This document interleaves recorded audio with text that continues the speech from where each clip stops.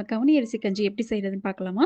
அதுக்கு நான் 100 கிராம் கவுனி அரிசிய 2, 3 தடவ நல்லா கழுவிட்டு, நல்ல தண்ணீ ஊத்தி ஓவர் நைட் அதாவது ஒரு 7 மணி நேரம்லேருந்து 8 மணி நேரம் வரைக்கும் நல்லா ஊற வச்சிருக்கேன். இந்த அரிசிய இப்ப நான் ஒரு மிக்ஸி ஜாருக்கு மாத்தி, நம்ம கொஞ்சம் கொரகொரப்பா அரைச்சு எடுத்துக்கலாம். நம்ம அரைச்ச அரிசிய ஒரு பாத்திரத்துக்கு மாத்தி, நம்ம நைட் ஊற வச்சிருந்த அரிசியில ஊற வச்சிருந்த தண்ணியையும் சேர்த்து, அதோட 2 டம்ளர் எக்ஸ்ட்ரா தண்ணியும் ஆட் பண்ணி நம்ம அடுப்புல வச்சு கிண்டலாம். அரிசி இன்னும் கொதிக்கவே ஆரம்பிக்கல. கொதிக்க ஆரம்பிச்சா குட்டி, குட்டி பபிள்ஸ் வரும். எதுவுமே வரல. ஆனா கஞ்சி ரொம்ப கெட்டியாயிடுச்சு. ஸோ, அதனால நான் ஒரு 1/2 டம்ளர் தண்ணி ஆட் பண்ணியிருக்கேன். இப்ப கஞ்சியில சின்ன, சின்ன குட்டி, குட்டி பபிள்ஸ்லாம் வர ஆரம்பிச்சிருச்சு. இப்ப தான் கொதிக்க ஆரம்பிச்சிருக்கு. இந்த டைம்ல இந்த கஞ்சிக்கு தேவையான உப்ப நம்ம ஆட் பண்ணிக்கலாம்.